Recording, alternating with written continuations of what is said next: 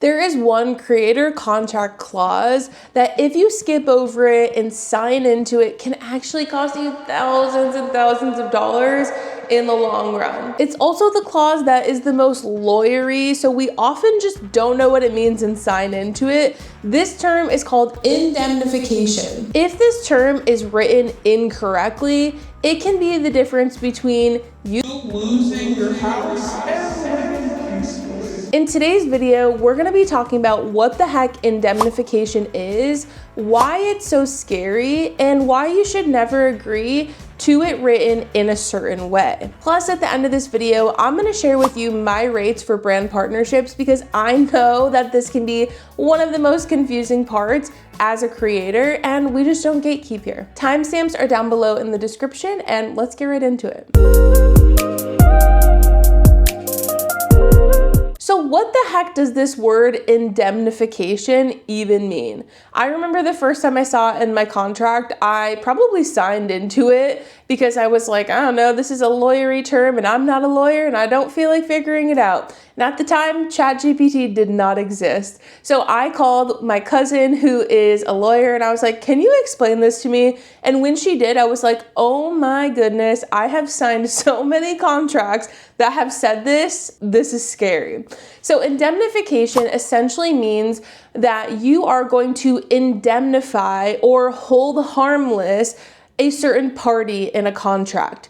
Now, because most brands are the ones writing the contract, these indemnification clauses typically get written in a way that is beneficial for the brand, protecting the brand, not necessarily protecting you. It really is the decision maker on who is going to pay any damages or legal fees if any problems were to arise. Now, there's this one situation that always comes to mind when I think about indemnification that I think really perfectly illustrates just how scary this can be. There's a brand called Daily Harvest, and they create these like health wellness products like smoothies, or they have these little bites, some sort of health bites. And when they first came out, they basically gave them to a select number of influencers, and influencers started talking about them. As we do. So then when people started actually purchasing them from these influencers because they heard about them from the influencers, they actually started getting really sick. People were literally ending up in the hospital. Like, it was a really, really big deal.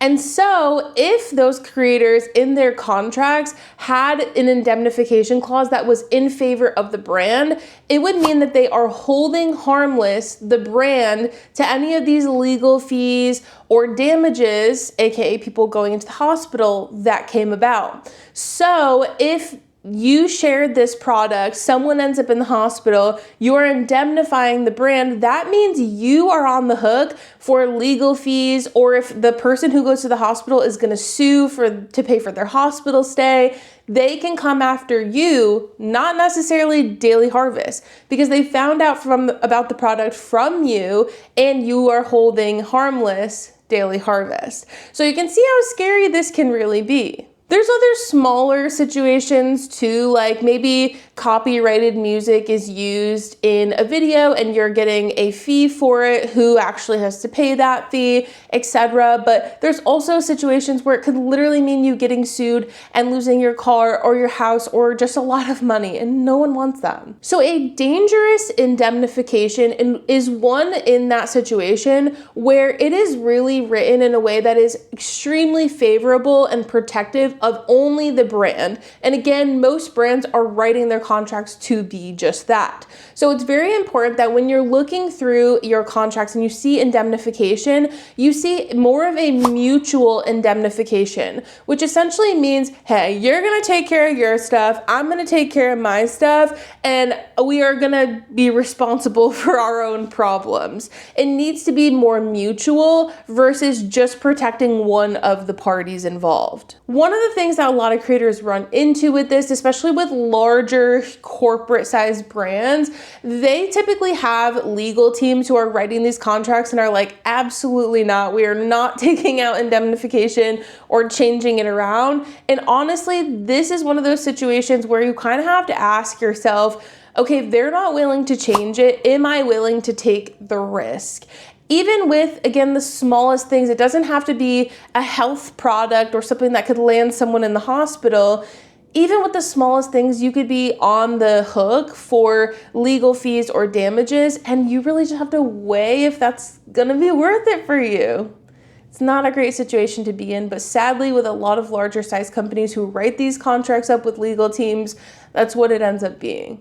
I know so many creators get really scared of actually asking to change things in contracts, but the one thing that I will tell you and leave you with today is this is a 50-50 partnership. You are a partner. They're not just hiring you as someone who's lesser than this larger company. They are hiring you as a partner. So you have the full right and authority to ask for changes in contracts. In fact, in many situations, they're expecting it. So don't be afraid to ask for these changes. You are the only one looking out for you. You have to protect yourself because realistically, no one else is going to. If this sounds scary or overwhelming, I know, because it kind of is. But the good thing is you do not have to go through this and figure it all out alone.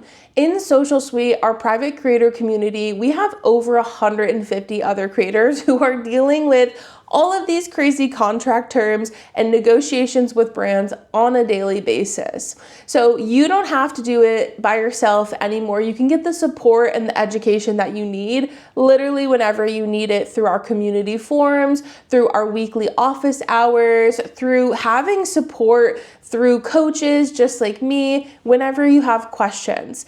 If you have questions about Social Suite or want to check it out, you can check out that link in the description. However, today, before I let you go, I do want to share with you my brand partnership rates because I know this can be also really confusing. Now, most of the time when we're figuring out our rates, we're going on Google and we are essentially using these sketchy little brand deal rate calculators that most often just are considering our follower count, which I personally find very problematic. So last year, I actually created a new method called the fair pricing method that takes into consideration things like your follower count, but also how targeted your audience is, the reach of your content, as well as how engaged this content actually is. And so with all of those things coming together, this is where we get fair pricing.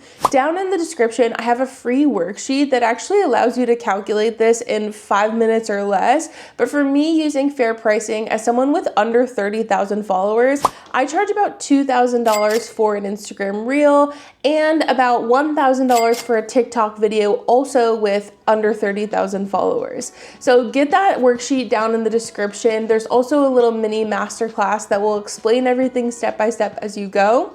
I hope this video was super helpful and I will see you guys again next week.